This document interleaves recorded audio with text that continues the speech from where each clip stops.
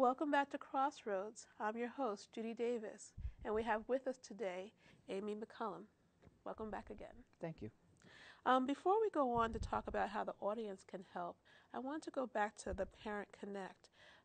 Would you be able to show persons how to access the Parent Connect website? We will show them that at Micrecycle. They can also come to Micrecycle or a number of ABC sites if they don't have computers yet.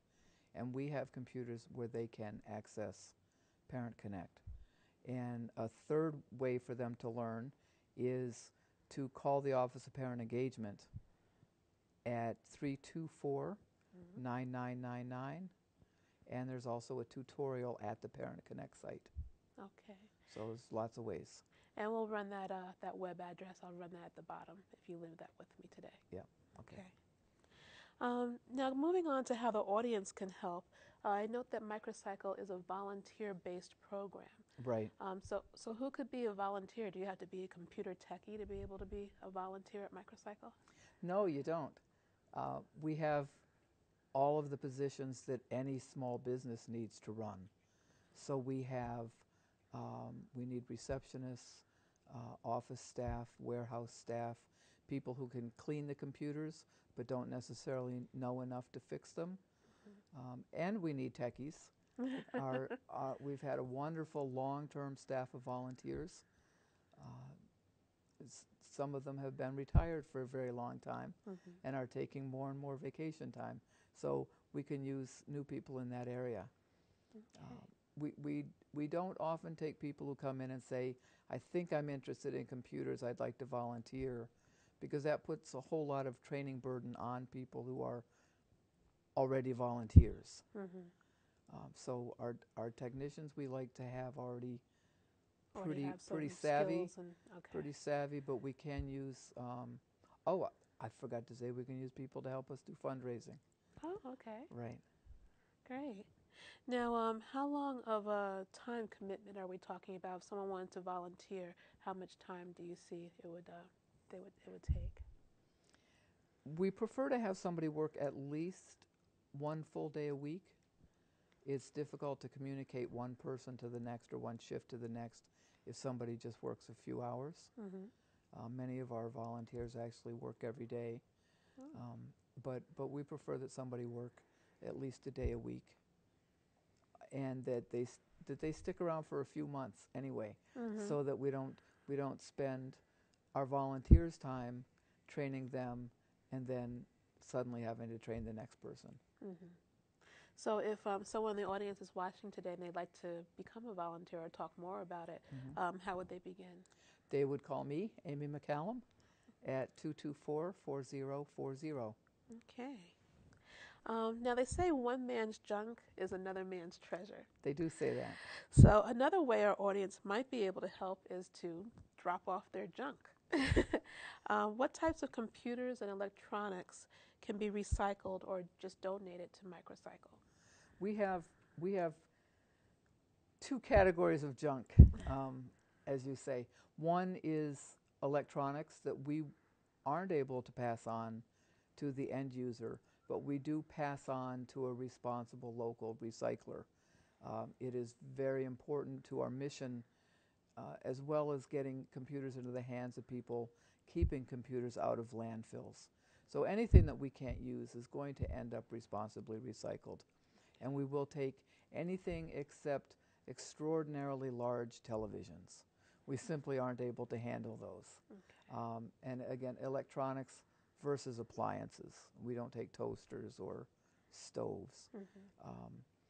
What our bread and butter is computers and computer equipment that's in fairly good shape, working or close to working, relatively new, and ideally has all the parts to it.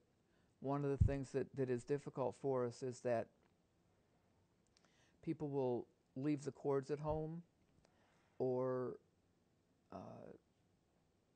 take the RAM out, the memory out to use it in another machine.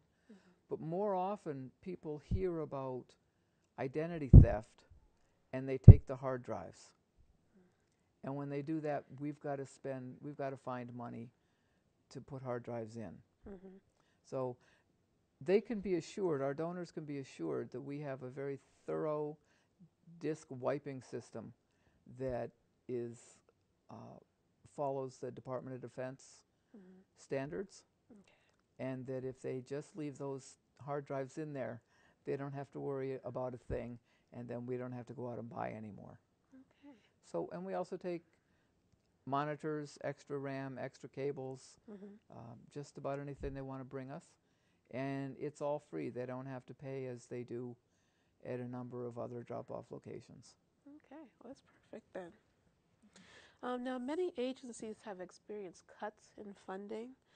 Have funding cuts impacted Micrecycle? Absolutely, they have. A good deal of our private foundation funding was cut at the time the economy sort of went south. Mm-hmm. Agencies either didn't have money or were fearful about not having money, or got money back but still continue to be fearful about not having enough money. Mm-hmm. All of that. And we live under the cloud because we do have some state and federal funding. We live under the cloud of wondering what the administration and Congress will do. Okay. So the more that we can rely on private donations, Mm-hmm. the safer we are. Okay, so that is another way that people could help also, is financial contributions. Right. Any individuals or corporations or agencies or anybody that would like to make cash contributions to Micrecycle will be putting computers directly into the homes of low-income people who need them. Yeah.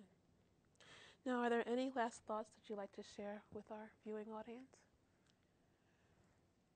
Just to reiterate that our school kids today are in a pretty risky situation in terms of having a safe and a successful future. And we believe that an improved home learning environment is one of the ways to help them do that. So we really need your help, the audience's help, to get computers, to get your volunteer time, and to get your money for supplies and equipment to get these kids on track and help them stay on track. Okay. Now, I don't want to leave out your parent organization, Action for a Better Community, because Micrecycle is a program of Yes. Action for a Better Community. Right. So could you share a few words about Action for a Better Community? Sure. Action for a Better Community is an organization that exists specifically to help people come out of poverty. And the programs that we have, I hope I don't leave any out. We administer Head Start and Early Head Start. We have programs for alcohol and substance abuse, HIV and AIDS outreach, weatherization for people whose houses need energy improvements. Mm-hmm. We have youth programs, most of them for at-risk youth, Mm-hmm. even so far as intervening and trying to get young men and women back out of gangs. So if someone wanted to learn more about ABC's services, could they contact your office or you could connect They them? could contact my office. They can go to abcinfo.org Okay. and find out not only about Micrecycle but all of ABC's programs. Okay. Well, now you've piqued my interest. I had to have ABC on the show. Oh, absolutely. Well, thank you again for coming and sharing just such valuable It's my information pleasure. with us. I thank you so much Thank you. for letting me tell our message. Thank you. Thanks. You've been watching Crossroads.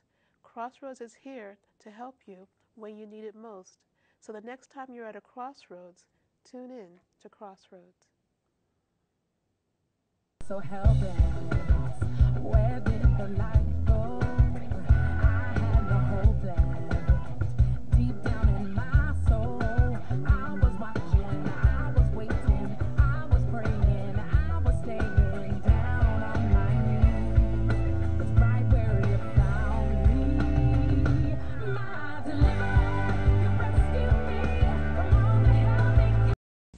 We don't care if your graphics aren't flashy, or if your audio doesn't sound perfect, or if you're not the world's greatest camera person. We just want to see what you want us to see, and to know what you would like us to know. Your local public access television station has tools and resources to make this possible, so that we can see what you see.